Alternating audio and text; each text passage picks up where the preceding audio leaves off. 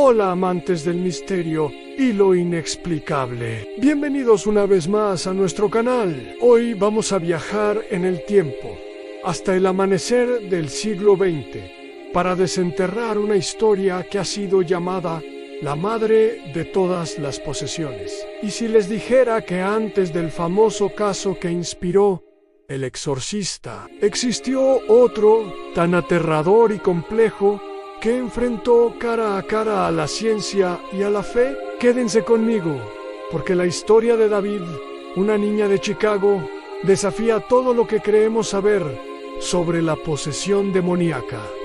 Corría el año 1900 en Chicago. El doctor William San Sadler, un respetado psiquiatra e investigador, se encontró con el caso más desconcertante de su carrera. No se trataba de un paciente común, se trataba de una niña, a quien en sus documentos Sadler llamó David para proteger su identidad. Lo que esta niña experimentaba iba más allá de cualquier diagnóstico conocido en la época. Una pequeña niña que de repente manifestaba una fuerza sobrehumana, capaz de someter a varios adultos. Su voz, normalmente dulce e infantil, se transformaba en un gruñido gutural que profería insultos y blasfemias contra el sacerdote que intentaba ayudarla. Pero lo más espeluznante, y lo que dejó perplejo al doctor Sadler, era la transformación física. Testigos, incluido el propio doctor, describieron cómo el cuerpo de David parecía cambiar visiblemente. Sus facciones se contorsionaban. Su apariencia mutaba como si una entidad completamente diferente estuviera tomando el control físico de su cuerpo. No era solo un cambio de humor o de personalidad, era una metamorfosis física ante sus propios ojos. ¿Cómo podía la ciencia explicar algo así? La psiquiatría de principios del siglo XX no tenía respuestas. Para enfrentar esta crisis, la familia recurrió a un sacerdote a quien los documentos nombran como el Padre Paseo. Fue él quien, tras varias sesiones, llegó a una conclusión aterradora.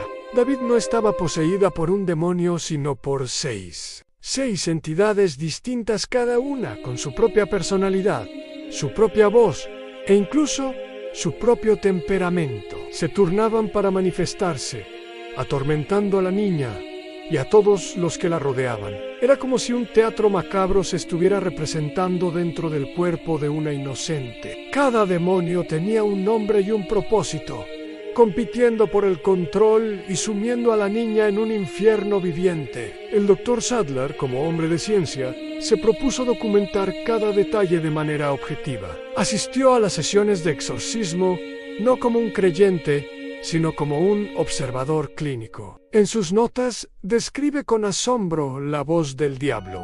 No era la voz de David intentando sonar diferente, era una voz profunda, gutural y terrible, que emanaba de su garganta. Y lo más inquietante, esta voz parecía tener conocimiento de hechos y secretos que David, la niña, no podría haber sabido jamás. Sabía detalles íntimos de las vidas de los presentes, secretos vergonzosos que los hacía estremecerse.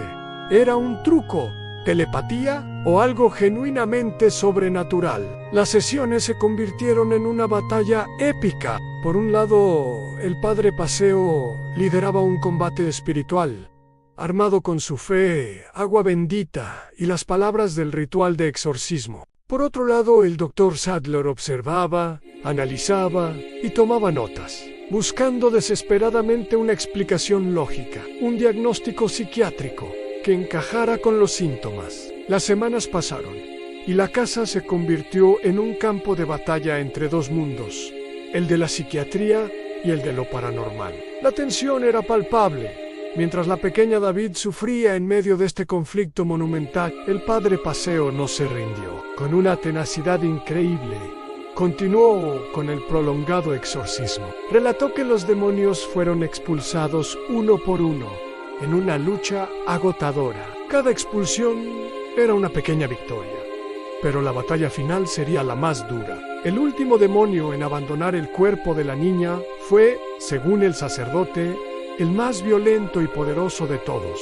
Su partida no fue silenciosa. Se dice que la liberación final fue marcada por un estruendo ensordecedor que sacudió la casa. Un sonido que no tenía una fuente aparente, como si el propio tejido de la realidad se hubiera rasgado por un instante. Tras ese evento, la paz finalmente regresó. David, exhausta pero liberada, volvió a ser ella misma. ¿Y cuál fue el veredicto final? Aquí es donde la historia se vuelve aún más fascinante. A pesar de haber presenciado fenómenos que no podía explicar, como la fuerza sobrehumana, las voces anómalas y los conocimientos inexplicables, el Dr. Sadler mantuvo su postura científica. En su informe final, concluyó que David sufría de un caso severo de psicosis religiosa, un trastorno mental en el que las alucinaciones y delirios tienen un contenido profundamente religioso.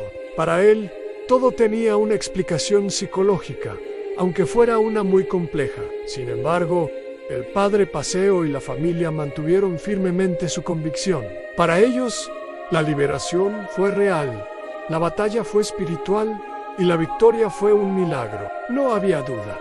Habían presenciado y vencido a una legión de demonios. Ahora hablemos de la conexión con El Exorcista. Todos sabemos que la novela y la película se basaron principalmente en el caso de Roland Doe en el año 1949. Sin embargo, muchos investigadores creen que el autor, William Peter Blatty, tuvo acceso o conocimiento de los detallados registros del Dr. Sadler sobre el caso de David.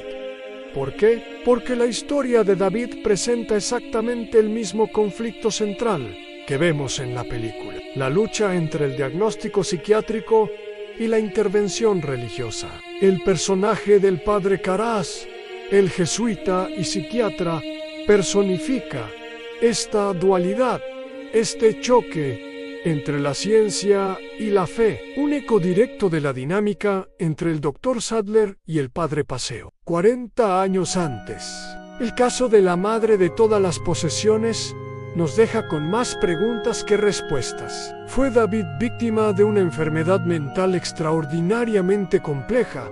¿O fue el campo de batalla de una guerra espiritual? ¿Podría ser que ambas cosas fueran ciertas? Quizás la ciencia y la fe no son mutuamente excluyentes, sino dos lentes diferentes para observar un mismo fenómeno incomprensible. Este caso de principios del siglo XX sigue siendo uno de los expedientes más extraños y mejor documentados en la frontera entre la psiquiatría y lo paranormal. Nos obliga a cuestionar los límites de nuestro entendimiento y a admitir que, a veces, el universo es mucho más extraño de lo que nos atrevemos a imaginar. ¿Qué piensan ustedes?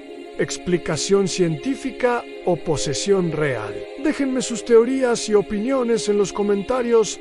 Me encantaría leer lo que piensan sobre este caso tan increíble. No olviden darle like a este video si les gustó y suscribirse a Relatos del Abismo para no perderse más exploraciones en los rincones más oscuros de la historia. Activen la campanita para estar siempre al día. Muchas gracias por acompañarme en este viaje al pasado. Nos vemos en el próximo misterio.